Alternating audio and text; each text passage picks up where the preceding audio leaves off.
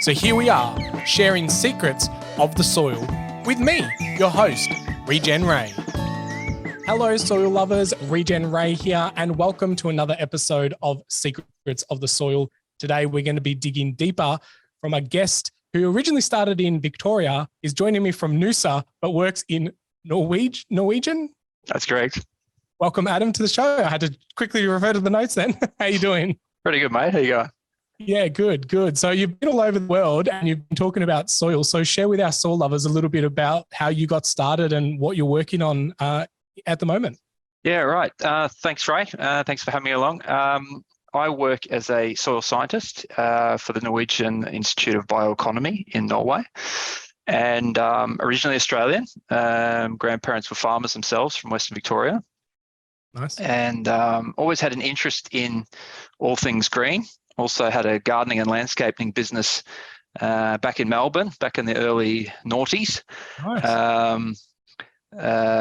But I gave that up because at that time, the edible gardening thing hadn't really cut in, and people just wanted me to build concrete walls and stuff. So I got out of that. Anyway, later in life, met a lady from Norway, moved to Norway, did my education there. And last 12 years I've been working as a soil scientist, and mostly on the topic of biochar. Did my PhD on biochar, and currently we're involved in this mega project in Europe, which is about raising awareness amongst the citizens of Europe about the importance of soil and taking care of soils in Europe.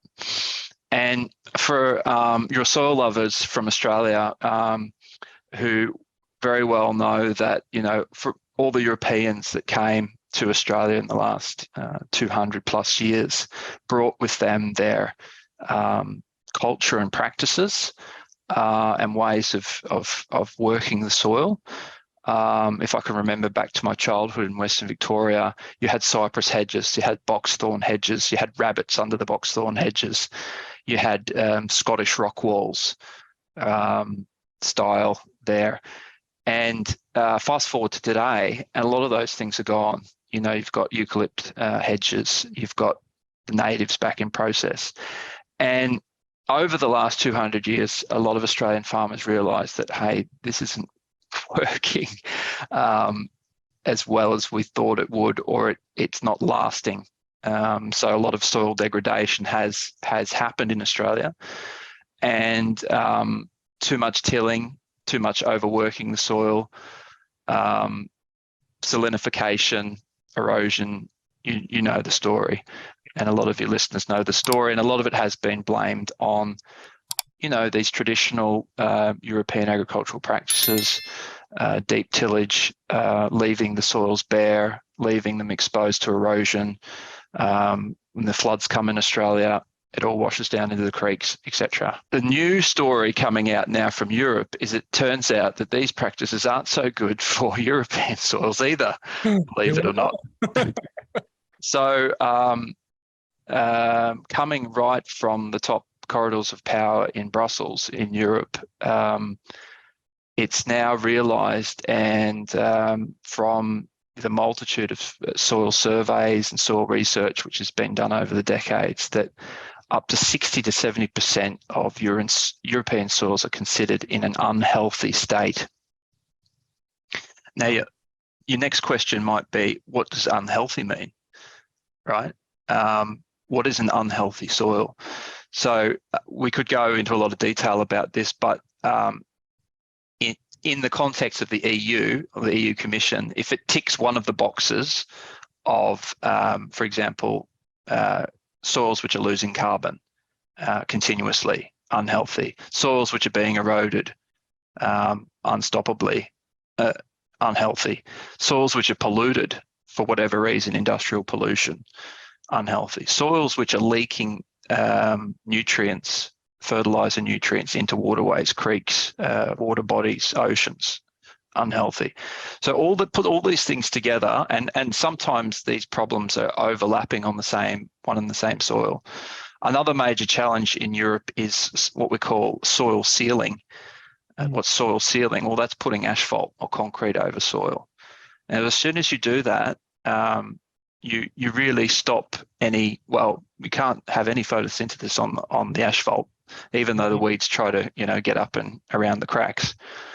And this is becoming a massive problem because the best soils in the world are actually the ones we've already built over, because traditionally we've had our habitations, our cities and places to live around rivers and estuaries. We can think of London, we can think of Paris, we can think of Munich, we think of Berlin, different major cities around the world. You think of Sydney, think of Melbourne, think of Brisbane. They're all on rivers or estuaries. And in the early days, it was great. You had your church and you had your village and you had your agriculture around. But as you multiply that by 100 years or so, the city expands and people forget what it was like before, and these soils become lost. So that's what soil sealing is.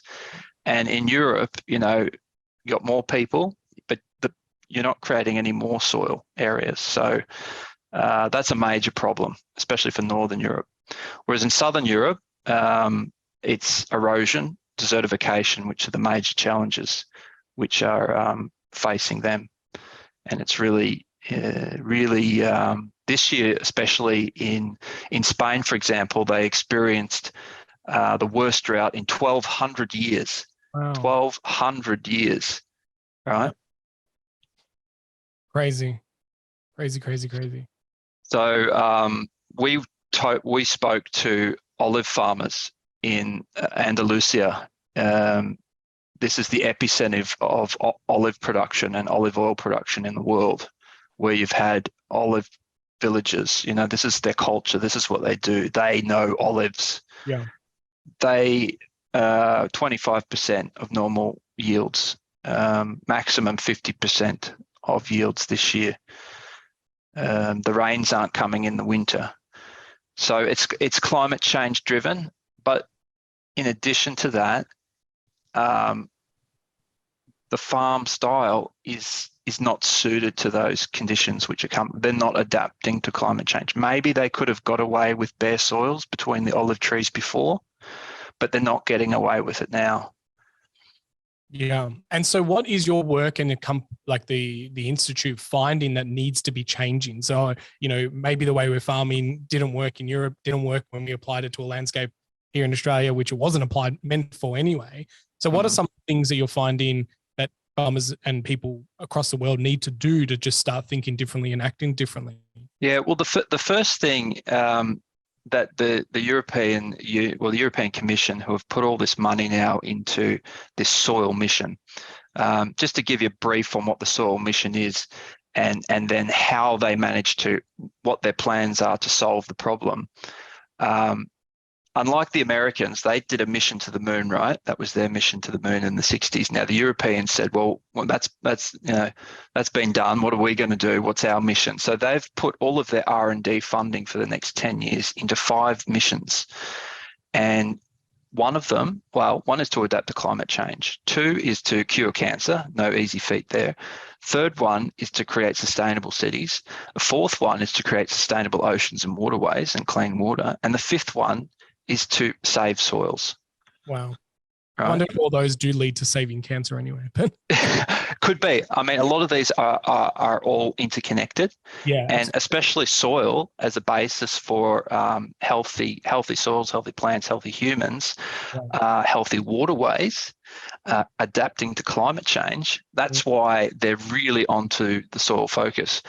But the bureaucrats and the people who are, dishing out the cash for all of this R&D work, they're a little bit frustrated with people like me and other soil scientists and basically the research community at large, because after all the decades of research done on soil erosion and soil carbon and soil aggregation, soil fertility, and even now soil biology, all of these millions of papers that have been published, and we've still got 60 to 70% unhealthy soils.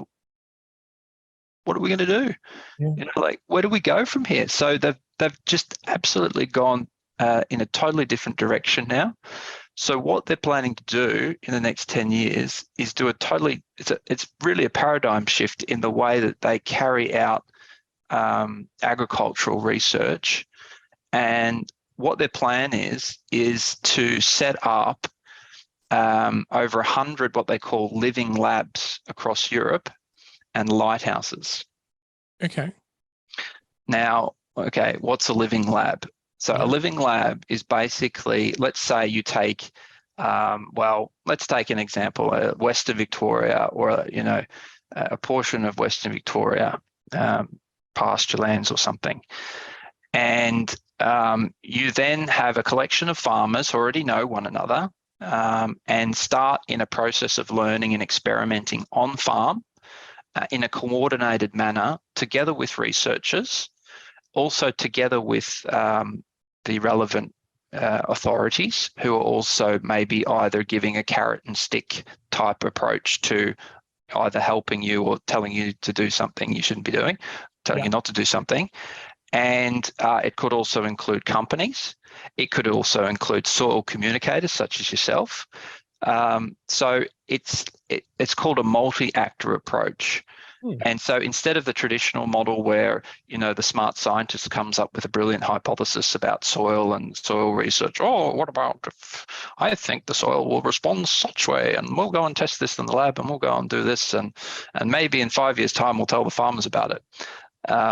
Instead of doing that, they're saying, well, you've already published 4 million articles on soil carbon. I just checked Google Scholar now. There's been over 4 million articles published on soil carbon, over 2 million on soil erosion. Instead of publishing another article on that, we want you to go out into the fields together with farmers and get going. It might mean that you publish less, but we actually, the crises affecting the world and humanity are so severe that we need to use every last R&D dollar we have smartly. And so we're not so much interested in publications as a first priority, but we want you to fix the problems together with the farmers. And not only that, the farmers have a more central role in coming up with the strategies and the solutions. So they're calling it a co-creation process. Where it's very much you don't know what you're going to get until you get into it. Wow, this is type approach. Yeah, this is awesome to hear, because I think that's one of the things that I've always found as in my mind, it's like, well, all the research that is being funded is just proving what can be bottled up and sold as a product to make squillions of dollars. Like, no one's actually out there or getting the budget or funding to work out, I was talking to someone the other day and saying, like, imagine if all funding had this 10% that went into this mad scientist bucket. And it's like people were just able to just experiment with all weird, wacky ideas that were just like, oh, I had a dream last night. I want to go and see if that's true, And so that's quite cool to say that these are these living labs where it's actually experimenting on the farm. And then let's worry about joining some of the dots and writing the research supporting documents later. Because I've got a big issue too with all the hypothesis being set at the start and then omitting everything that doesn't match that and keeping in that does match that. And it's what if all this other data that's emitted? Maybe there's some really good gold in it, I attended a soil conference once, and a soil physicist was giving a talk on soil physics, right? That's the physicality of the soil, the porosity, aggregation, things like that, water holding capacity. And I asked him a question. I said, do you think, what is the interaction with, some sort of soil? I might have said something about earthworms or soil biology or something like that. He says, very defensively, and sort of says, oh, I'm a soil physicist. I don't know anything about soil biology, blah, blah, blah, blah. And I thought to myself, I understand you're a soil physicist, but aren't you at least curious to understand the interactions with the soil biology on soil physical conditions? But he didn't seem to be. And I think that's what's changing now in the whole soil health field, is that soil biology is really taking its place as a central study area and feature of our understanding of soils. Right. And it's really, through your learnings and research and talks, you really, I've listened to your podcast as well, and that seems to be a very central part of the new understandings people are having about the soil biology. Yeah. And I think it's just from my basis of I'm a critical thinker and I like to be curious. And a lot of these conversations are just me like picking people's brains about things that I'm genuinely curious about and hope that the listeners are too. But, I'm a big believer that the coin has three sides, the heads, and then also the edge. And we need to really explore those things because not everything is always black and white. So a lot that happens, in the edges, and holistic management talks about a principle, and even permaculture about utilizing the edges when two environments come together. There's a lot of magic and a lot of research there, but we've created human beings that are so specialist in their PhD fields that they don't got blinkers on and they see so narrow. And like sometimes maybe the pot of gold is sitting right next to them. But like what you said, scientist is like, I'm a whatever it is, but biology is ignored, and so it's like there is, and that's, I think we've lost that art of being a generalist, like a jack of all trades, and being able to like cross-pollinate and bring areas. And that's what I was talking about with the whole mad scientist kind of bucket. It's like what happens if you get like the skincare company, the sugar industry, and the world mechanic industry to like research something completely weird and create this new gadget and thought and process, things that I think would cross-pollinate. There's other, it's not just sort of, I guess, sort of a critique on academia as well, though. There's also other motivations with this, and this also has relevance for Australia as well. But the point is that as environmental conditions become worse in agricultural landscapes, there is a push or a need or sort of a demand to do something about it by, the powers that be. And if it's a top-down approach saying you must implement cover crops on your soil, you cannot till at this time of year, you must not apply animal manures after such and such a date. This is in Europe, for example, where there is actually a date in Norway. You can't apply after September 15th because then there's no plants to use the manure type thing. So, but these are sort of rules that the farmer has to do or obey by, and there's a lot of like the European Union is still sort of it's still something in development, right? It's this superstructure. It's all of these independent countries, but then you have all of this overlay of European laws. But if you go down to the local level, there's still a lot of skepticism about the European Union, sort of telling us what to do. It's our land, this sort of thing, property rights versus people, people in Brussels or people in the city telling us what we should do. So we see it in the USA, we see it in Australia, this sort of city versus rural type dichotomy. And they're very aware of this. They're very aware that we don't want to create this us and them approach. Yep. And so by having this sort of grassroots movement where we invite farmers to be central in the innovation and central in the research process, then hopefully they won't be so resistant to implementing sustainable practices on their farm because maybe they come up with the good ideas.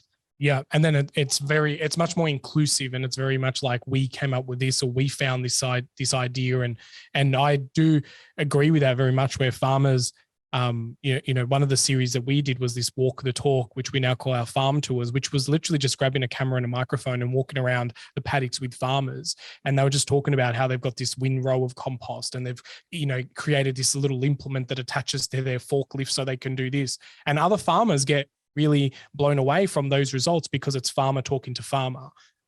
It's much more relevant, and they go, oh, I can tinker with that idea in the shed, and closer to home. So I think that grassroots movements of ideas, and we've got some companies here in Australia like Soils for Life where they do a lot of case studies, but I love this idea of having like these living labs where people are like researching and looking and observing and taking down data and even having the ability to be a demonstration or a case study site where people can walk and feel the difference, not just see a report. I think that's seeing is believing for a lot of farmers and makers. And once you've implemented good practices, and the European Commission would like to, and the research community would like to implement sort of a monitoring program for soil health over the whole continent. And so you'll be measured your farm will be measured on specific indicators for ecosystem health. It could be how much nitrate comes off your field. It could be soil organic matter levels and different things. Now, once you become, best kid in the class type thing in your area, then you would actually become like the demonstration farm, which they're going to call the lighthouse. So every living lab region would be, learning together. And then out of that, there'll always emerge someone who does it better than the others, or who goes all in, and then, in 5 years, they've gone from zero to hero, and now, they can teach other people. So they will that's actually a bit of a carrot for them, because there'll be funding and there'll be sort of attention. Who knows? They might even start a YouTube channel and, conquer the world on media platforms. So they'll have this that's the lighthouse concept, lighthouse and living labs, all in sort of the same region. And then I guess they don't know exactly how it's going to work, but they're hoping that if these things sort of take root at a local and regional level, that they'll be able to sort of organically spread, or also be self-funding after a while. There's a lot of money going into it in the next 10 years, but the hope is that somehow good practices and methods will be found to sort of keep them going permanently, rather than sort of just a one-off attempt to help people or help farmers. Yeah. And have they got anyone set up as a lighthouse yet, or it's just an idea with? Well, if you go onto our website, prepsoil.eu, you'll actually find a map, and it's already there's been quite a few sort of preliminary projects where these living labs have been set up, and there are quite a few good examples of demonstration centres and farms around Europe. So you can go in there and you can see some of the examples of that, and there'll be dozens or hundreds of these which will pop up over the years as this program continues, and more and more examples are popping up. As soon as you start saying we've got some money here, if the European Union is dishing out cash for people to do things sustainably, all of a sudden, all of these fantastic projects pop out of the wood. Oh, we're doing sustainable methods. Come and look at our project. So there's more appearing overnight. So it's a good sign, actually, because it just means that a lot of good is actually happening out there, but we don't often hear about it, because they haven't had any great motivation to be known beyond their, small corner of the world. But now they do, because the EU wants to sort of upscale good examples across Europe. Awesome. Soil lovers, I'm curious about this lighthouse concept, and I'm going to dig a little bit deeper after this ad break. Stick with us.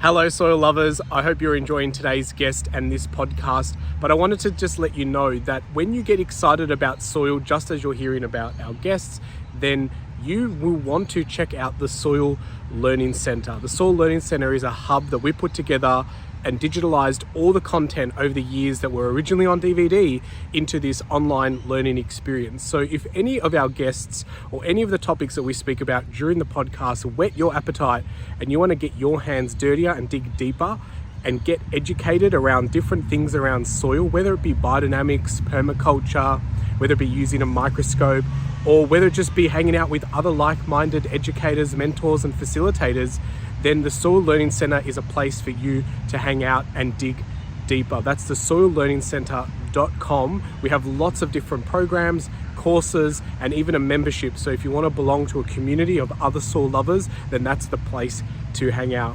Well, until we meet again, enjoy the rest of this podcast. Back to the program.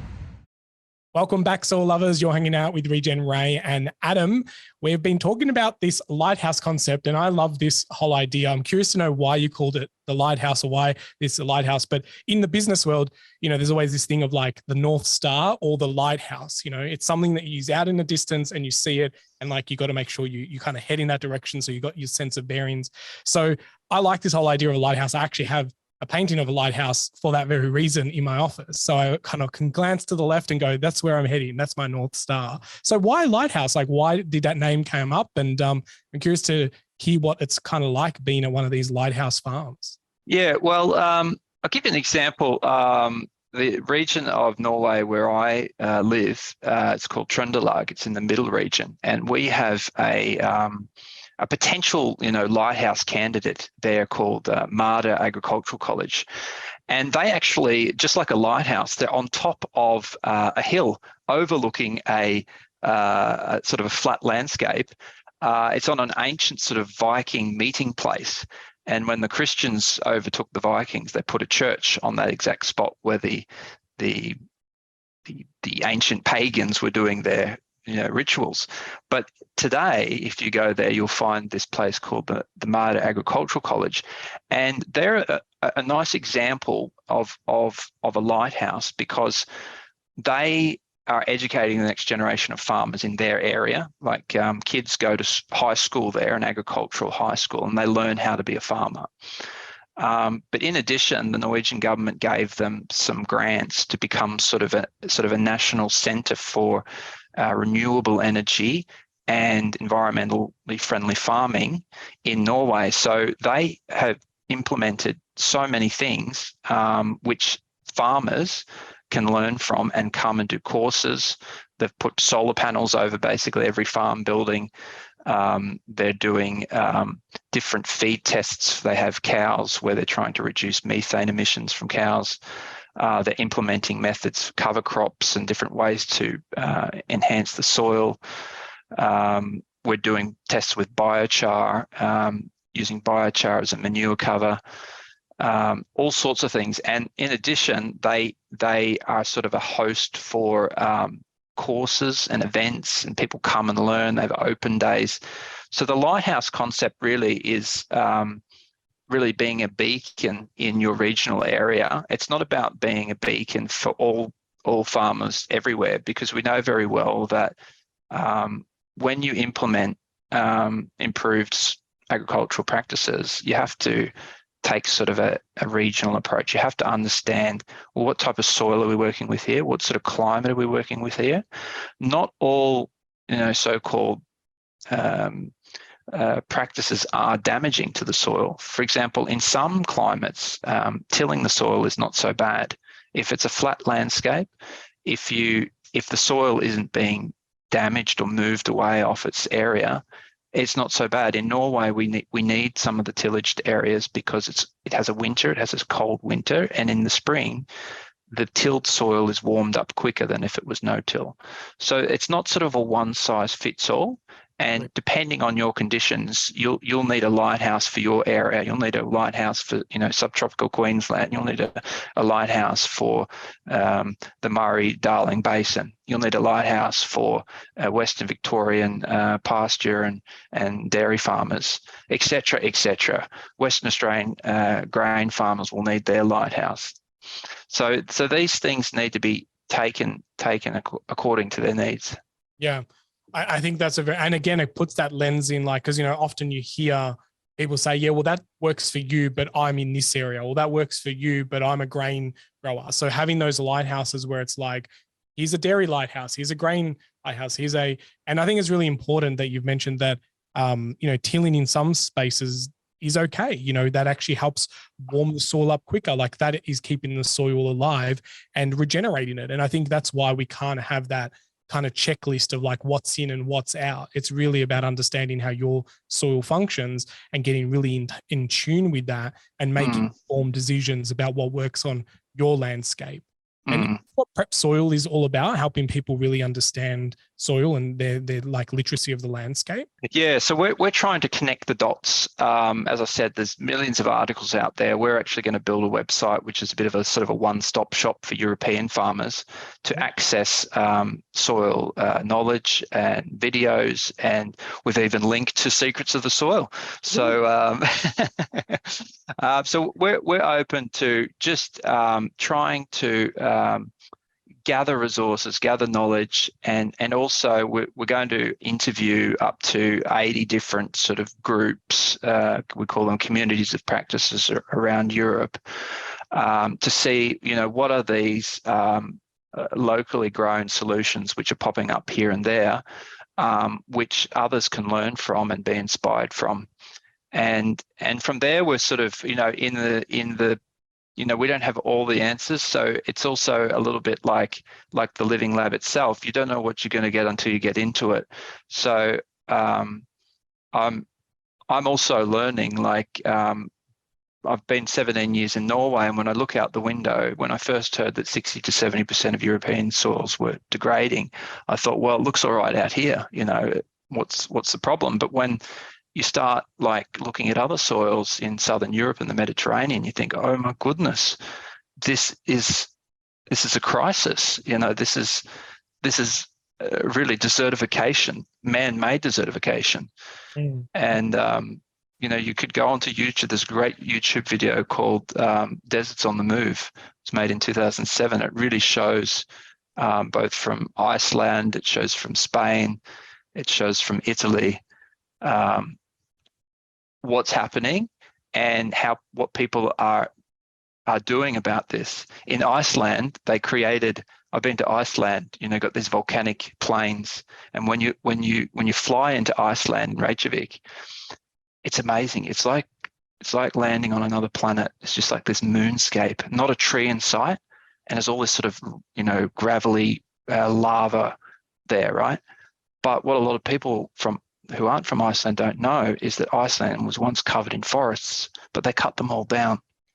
And then because of the climate and because of what happened, it was difficult to get the trees back. But through just an absolute massive effort in the last decades, Iceland is actually on the way back to reversing this situation and to get back the forests. And trees do grow on Iceland, and you can reverse the situation, but it's a superhuman effort. And the same will have to happen in parts of Italy and Spain if they're serious about reversing the situation. Yeah, I think it's awesome when people come together and group their minds and their thinking and their energy, what's possible. And I will find the link to that YouTube video that you mentioned, Deserts on the Move. I just quickly Googled it as you're chatting, and it's an hour and 40 minutes. I think that's quite reasonable, and it's a long documentary. Yeah. And, I think, and it's funny because I went to a talk by Dr. Zach Bush recently, and he was talking about the deserts that have kind of come to the world and how they're, kind of closely linked to, the more the soils have become less fertile, the less male fertility rates, have dropped. And, the planet creates this equilibrium of, supporting its own life. And so restore these cleared lands and deserts and, parts of the world that were once forests, and back into the oasis that they were, we can really start, I think, exponentially reversing a lot of the dilemmas we have at the moment. Yeah, I think what's a lot at if you had to go, well, what's the core of the problem here? What do olive farmers in Spain, why do they leave the soils bare between the trees? Don't they see the research? Don't they see that cover crops help? Why don't they do it? And if there's also research on that, why they don't do it? I mean, the answer is often very simple, that it costs money, and that they're already strapped economically, right? They've got the trees in the ground. They depend on the olives for their income. And then they're asked to also protect the soils, asked also to do all of these extra things, not on also behalf of their own benefit, but for the benefit of society. And so this is where now there's an acknowledgement that if we really want farmers to take care of the ecosystem services which soils provide, we have to pay for that, and we have to be willing to pay for food, which also bakes into that price the cost of taking care of agricultural landscapes in a sustainable manner, and that might mean that food goes up, or it might mean that more taxpayer money has to go to farmers to do something about it, or it could actually create new jobs, a whole new class of industries where people come in and help farmers. I mean, should we expect them to be the jack of all trades and, know everything about growing olives or know everything about growing wheat, but also they have to be soil biologists. They have to be, they have to know how to control the soil hydrological cycle. Can't say that word. Hydraulic cycle. We're just helping each other with words today. Thank you. For those who don't know what that is, it's the water movement in the soil. It's the water movement. The water's going. It's going around and around, right? Yeah. So wouldn't that be great? Wouldn't that be great if we created a new generation of jobs for young people? I think the land care movement is brilliant in Australia. I think that is something which should be exported and put into place in every country. Can we have more young people partnering with farmers to help them without it having to cost the farmers because they're already strapped for cash. Yeah, they're already getting market price, which is not much. They take all the risk and they have to take the price that the market gives them, so whether it's Woolies or Coles or the wholesale markets. It's very difficult for a large scale farmer to go direct to the consumer and say, I'm going to put a lettuce on your table and I'll take market price. No, you have to go through the market channels when you're a big time farmer, and you only get what you get, but at the same time your input costs are going up, and now they want you to do something about protecting the soils. So it's a lot to ask from our farmers, and we really need as a society to get behind them and resource them properly and resource their, support teams to make those changes necessary. Yeah, agreed. And I think so many people don't even know how that selling to commodities market works for farmers, and the fact that, sometimes farmers are locked in for 5 years on a price, and, it's a really, people go, well, why doesn't the chicken farmer just free range them and sell them directly? It's like, because the feed is actually bought by Woolies and the chemicals is paid by, and they're just leasing basically the land and the operation. Everything's fixed from years ahead. And so when economies change, or COVID happens, people are kind of stuck in these contracts that they have to fulfill without the access to everything. So it's a very different world when you understand how it actually works. And, and I think a lot of farmers who have done it for a while, if they knew what it was going to look like 10 years later, they would never have done it on day one. But what we've got is a lot of people who are in this system and working to the best of the boundaries that they've got.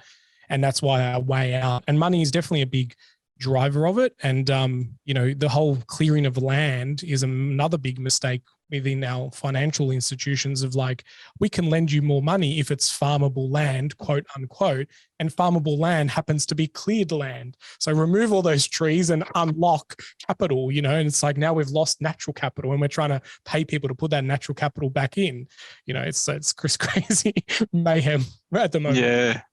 That's interesting. I've read somewhere recently that degraded land in Australia was more economically interesting, degraded land, because it had been degraded, you could fill it up again with carbon and get all these carbon credits, right? But if you had have bought a really fertile, prosperous soil, which someone had, used their whole life on keeping in a good state, then there wasn't so much room to increase the carbon on that. So it wasn't as much bang for your buck. So it's a little bit interesting that, the new business opportunity is degraded soils. The opportunity gap, it's more.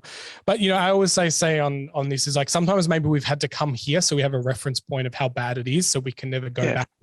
I think sometimes unless we do something and go there, then we don't know what it's kind of like. So now that we know that the way that we've done things hasn't worked and won't create a food oasis for, future generations, we can now put thinking caps on to steer ourselves in the right direction. And I really do believe that everyone made the best decisions with the knowledge that they had at the time. There's no right or wrong. It's just we are where we are. And I'm kind of grateful that I get to sit in rooms and have conversations where there are change makers. There are these living labs being set up. And, that's one of the things with the Soil Learning Center is, we're an online hub, but the idea is to actually have a physical learning center that, is basically what you've described as this living lab. So if you want to set one up in Australia, I'll be definitely happy to head one up.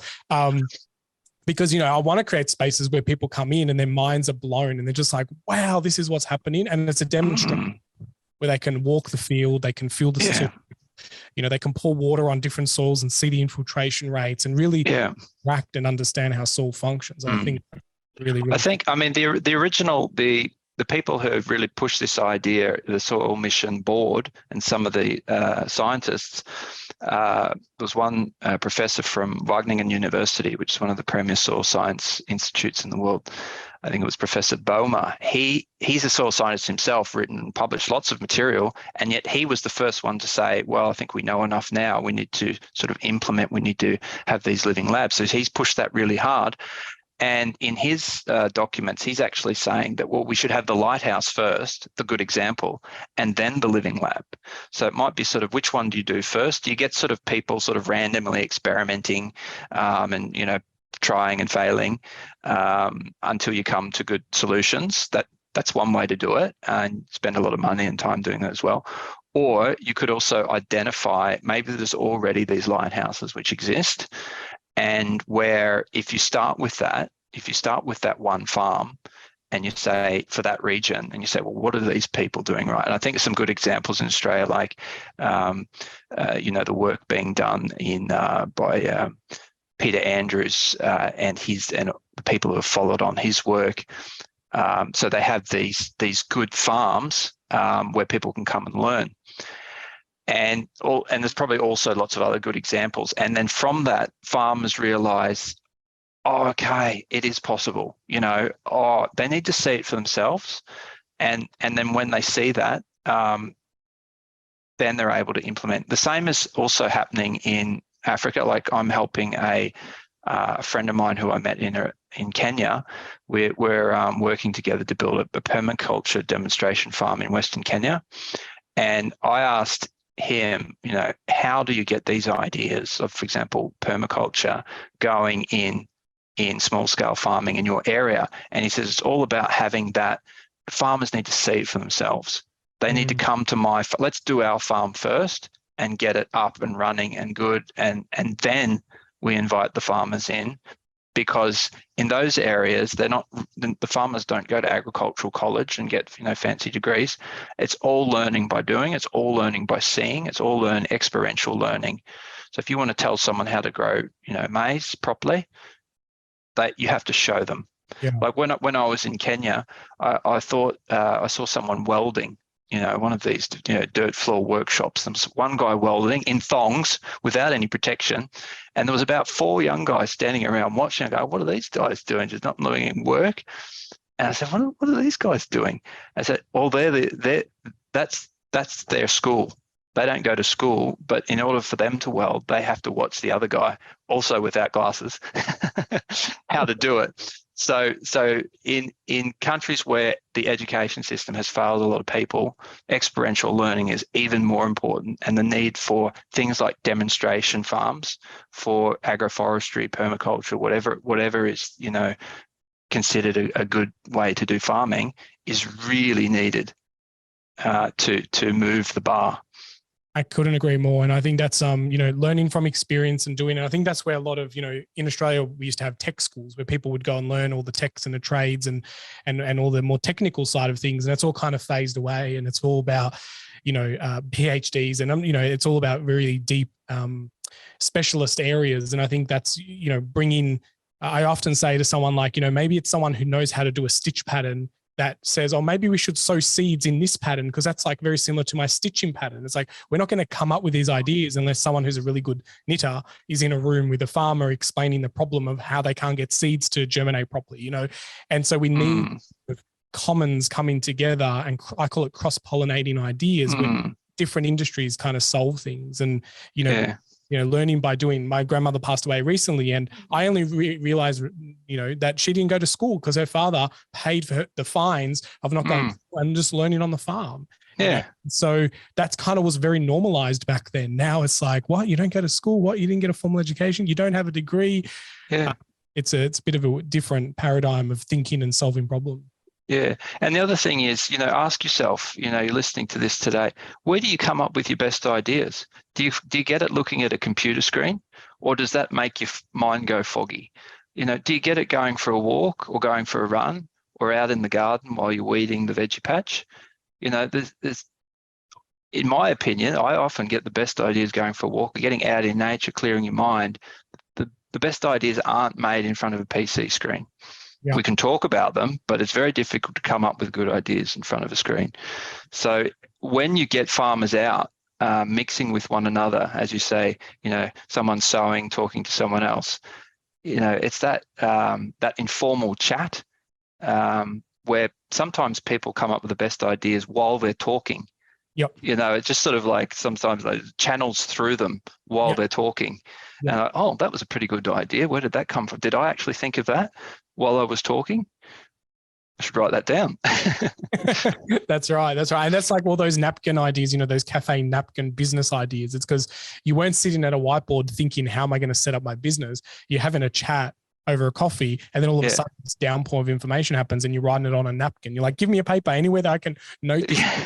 And you're right. When you walk through nature, we get different thoughts, different patterns, different sounds, and it just triggers different parts of our brain. Yeah, like Isaac Newton, they say that he discovered the law of gravity by observing an apple falling from a tree. Now we've seen things drop many times, but the penny finally dropped for him that day. It was why the hell does it go from that to why is it dropping and what's it causing it to drop? And then he realized, Love that. I'd love that. Adam, I think we could chat about this for days and days and days. I am very curious if you're ready to become the voice of the soil. I'm very ready. I've heard your podcast before. I've always thought, what would I say? So I've got something for you. Excellent. Well, you've embodied the energy of the soil. You are now the soil and you've got a voice. What would you say to the 8 billion people that are on the planet? I would say that, for the majority, if I'm the soil, I'm sitting there, I would say to the humans above, I would say I'm naked, clothe me. I've got some friends down here and they're so hungry. Give them something to eat. They're asking me for food. I don't have anything for them. They need something from the sun, and it's the sun which gives us all the deposits, all of the charity. So please, give us something to eat down here so I can give to all my friends. Awesome. I love that. That's created a very nice image in my mind. I think a cartoon character, if we've got any artist listeners, maybe you want to turn that into a graphical image. I think that's correct. They're naked. The soul is naked and hungry. Naked and hungry. Looking for plants. Naked and hungry. Give me something to eat. Yeah. Cover it up and put those green leaves so they can capture the sun and feed the soil biology under the ground. I think that's it. I've always wanted to put like a little children book together with something teaching about soil. So that's a very good graphic there. And I think you're quite right. Too much of our soils are just there and desperate for help, screaming for help. So very absolutely. Very now, Adam, how can people hang out with you more? I know you're kind of and before we do that, I just want to acknowledge that you grabbed the Secrets of the Soil concept of giving soil voice, and you made a little video in a local area. How did that go? And I really appreciate the fact that you've grabbed that idea and taken it into different. Yeah. Well, yes, I was inspired by a voice of the soil from this podcast. I said, that is such a great idea. We should do that in Europe. So because I'm the national communication representative for Norway, I got in touch with all the other, what we call NCRs in all the different countries. So they went out and they talked to their farmers, so from across Europe, and they asked them to be the voice of the soil. And we put it together in a little YouTube video, and that's available on the website ejpsoil.eu. Put a link in the video description. And we launched that yesterday to celebrate World Soil Day, which was the 5th, or 2 days ago. And so we've got farmers there from Europe in different languages, but with English subtitles speaking on behalf of the soil. I love that. So soil lovers, if you're sitting there thinking that you want to work on a project this Christmas, or will be past Christmas when it's publishes, whenever it is, I'm definitely open for everyone to create this movement of voices of the soil. Tag me in it, share it. I really enjoyed hearing, even though I didn't understand, but I could read the subtitles, and the fact that they were just captured in the paddock. You could see the essence of where these farmers were coming from. You could hear the noises of the farm and the wind. It was just really, really. It kind of took me to another location and hearing from another language. Of the soil, and something that I probably didn't pay enough attention to say that voices of the soils can be from all parts of the world and different languages as well. So that was for sure. Cool. So thank you for taking that idea and giving it problem. legs. So, soil lovers, if you're out there, I want to see you do the same thing. Take some action, record your local voices of the soil, and pop them up on YouTube. We'll also be open to sharing them around. Awesome. Well, Adam, thank you so much for everything. All the links that you've mentioned, quite a few during this podcast, they will always be around the video or the show notes of the podcast, whatever platform you're joining us with. Any final thoughts, ideas that you'd like to leave the soil lovers thinking about? Well, I thought about that as well. I also enjoy gardening at home, and people always like a nice tip, different what you can do at home. So what I tried to do, I had a sort of a goal on my property, my suburban property in Norway, and that was no biomass leaves the property. That was my goal, and I managed to achieve it. And one little funny example was that, so, you do something with the twigs, you do something with the branches, you do something with the logs. So there was this branches that I used to build up sort of a border around some lilac bushes, and then I heavily deep mulched with some leaves. So I had this 20, 30 centimeters of leaves around the lilac bushes. Then over the fence, I saw my neighbor Ulla with his elbow high plastic glove on, picking up dog poo around the garden. Had two big dogs, right? And because I had all of these earthworms under these leaves, I said, Ulla, bring me that bag of dog poo. I'll take care of that for you, mate. Not only was I taking care of the biomass on my own property, I was very confident that I could treat his dog poo under this lilac bush with 30 centimeters of leaf mulch and thousands of burrowing earthworms, which were happy to receive a contribution from the dogs over the fence. Love that. I love that. It's about that circular economy where one thing's waste is another system's import, and have biomass not leave. I think that's a great little challenge. And if people are thinking about maybe a New Year's resolution, maybe that's something you can do. And I do believe that, these big ideas start very small and locally. And if you can do something in your own backyard, then it can scale up. And you don't need to be the person making the change on acreage, broad acreage farming. You can just make that change in your own backyard. And if 8 billion people did one thing, that's a very big ripple effect that we can create. So absolutely. Awesome, Adam. Thank you so much for coming along. And soil lovers, hang out with Adam, get onto the videos and everything he's shared with today. I think it's awesome. Can't wait to see more of these lighthouses pop up and these living labs. I think this is pretty exciting times to be alive.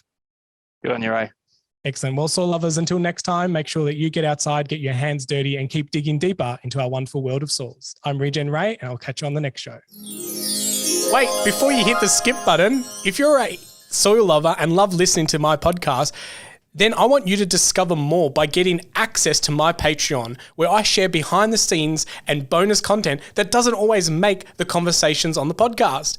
So head over to secretsofthesoil.com/support, where for a very small fee, you get to hang out with me and other soil lovers, where we get to geek out about soil and get access to exclusive content. It's very exclusive. No, not really. It's just a lot of fun and a way that we get to support this podcast together in order so that we can have deeper conversations all about soil from mentors all around the world. So what are you waiting for? Go on, show your support and token appreciation for this podcast. Until next time.